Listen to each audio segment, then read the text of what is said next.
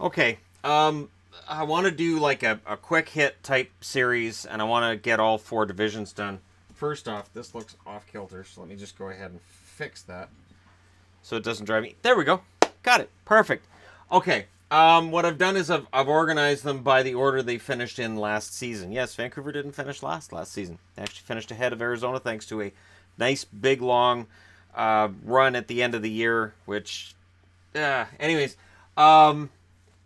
Vegas finished first, and I'll just take that off of there. That's just, I was going to do like rookies, and I forgot where it doesn't matter. I'm not going to go with rookies because that's a whole other ball game. Basically, for Vegas, in the lineup now that weren't in the lineup last year, Stastny, Pacioretty, and Holden. I acknowledge that Holden is not going to likely be in the top six, especially with the way Brandstrom's been playing in the preseason. Out, Tatar, Perron, and Neal. So they lose three guys who can score 20 goals. But they gain a guy who can score 20 in Stastny and a guy who can score 30 in Pacioretty. Can, being the operative word, not necessarily will. And when you look at Vegas, I think they can afford to make that happen because Neal didn't play as well in the second half as in the first. Tatar didn't fit into the Vegas picture. And Perron, it was proven when he was out of the lineup and they were still pretty good. They didn't really need Perron. It was nice to have him in the lineup, but they didn't really have a need for him. So Vegas has made some very, I think, wise decisions in order to at least stay in the conversation. Do I think they stay on top? Probably not. The Anaheim Ducks, in the lineup for them, Schuster and Shen. I think they're both competing for the number 6 spot. Gibbons, Careau. Careau's been added, although, honestly, Jared Careau is not going to play because he's not in the top 2. But he's the number 3 in all likelihood. So if something happens to Gibson or Miller, he could end up getting some games. And out are Holzer and JT Brown. So Anaheim loses basically nothing. And what they gain, Anaheim fans are upset about how this summer has gone. They have the feeling that their team hasn't done much while the rest of California has, and I totally understand why they feel that way. I went with this logo for the board because it's fun, the same as Arizona's. I went with the fun one. I almost went with the horse head for Calgary, but I rethought it. But yeah, I think Anaheim's done relatively well. I do think of the teams in the division, they are vulnerable to fall back. San Jose, Carlson's the big in right here. Out, Bodker, Ottawa, Tierney, Ottawa, DeMello, Ottawa, Martin, who was bought out, and Fear. Now, they finished third last year. They finished with a grand total of 100 points. But now, as of this morning, at practice, Carlson's with Vlasic and Burns is with Braun. And if that doesn't scare the entire Western Conference, it really should. Because that is a top 4 now that might be the best in the league. This might actually be a better top 4 than what you see in Nashville. And I know Nashville fans are going to say, oh, no, that's not better. But I really think it is.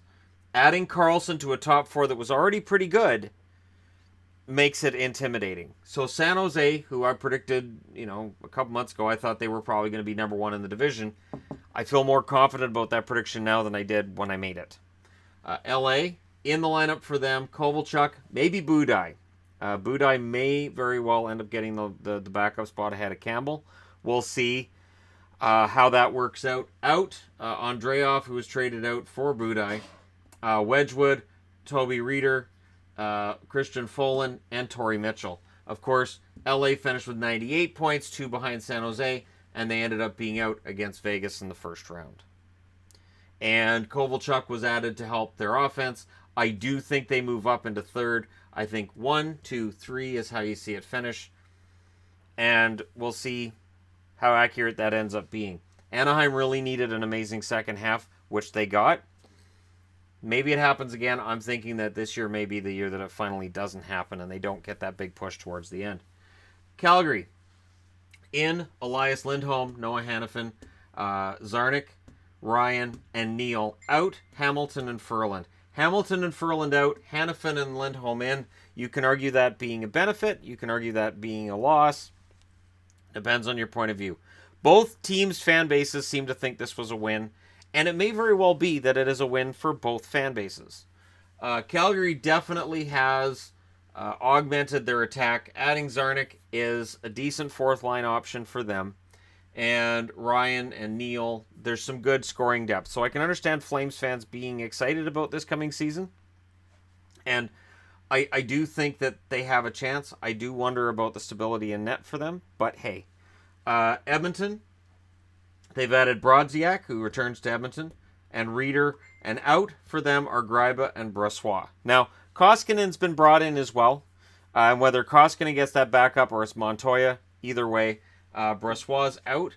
Of course, they finished at 36-40-6, but they had such a horrible start to the season that I honestly think Edmonton is a dark horse. They weren't horrible at points last year. They had some really decent runs in there. It just gets lost because we expected so much more out of them. We expected them to be up in this region, and instead they ended up 6th in the division. Vancouver, in for them are Kiro, Beagle, Schaller, Russell. Roussel. I had started putting up rookies, but I'm not going to bother with that. That's when I went, you know what, this should be a quick hit, and it's not going to be a quick hit if I talk about rookies, because immediately then people are like, well, you missed these rookies, because all rookies are going to make it. It doesn't matter how many you put on the board, you will always have somebody saying, you missed this person. The Sedins, of course, are the big out for Vancouver, and Dowd is the other one. And the Sedins, that's 100 points you got to make up. Pettersson should help.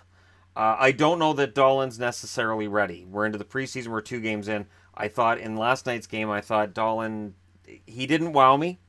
And if a guy doesn't wow me, I think you're better off just to put him in the AHL and just let him have some development time down there.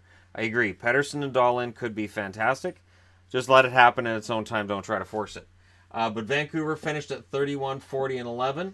So they finished with not too bad of a record overall, considering how bad the team was most of the year. I am watching the goaltending, and right now it looks like both Demko and Nilsson. I don't know. I don't know who's going to end up getting that backup job. It'll probably end up going to Nilsson. Arizona, of course, is the one that everybody's watching. In for them, Galchenyuk, who looks so far like he really enjoys being in Arizona and playing center. Grabner, Osterley.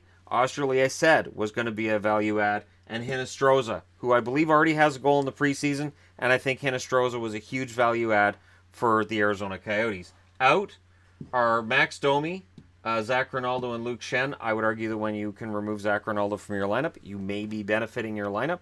But Ronaldo didn't play a ton last year anyways. He's not going to play a ton of NHL games this year either. I think that Arizona has done what they can to improve, and I think the further development of Dylan Strome is going to be a key. This is a division that a lot of people look at and say is the weakest. And I've got the board that I'm still working on figuring out the strongest and weakest divisions. Now I'm going from 93 to 2018 and figuring those out. But honestly, I don't know that I qualify this as a hugely weak division. They've added Carlson here, Kovalchuk here, and I think Vegas has loaded up a little bit. Anaheim was already a have team going into the offseason. Anaheim still has McDavid. Calgary has an exciting young forward group, and they've added to that.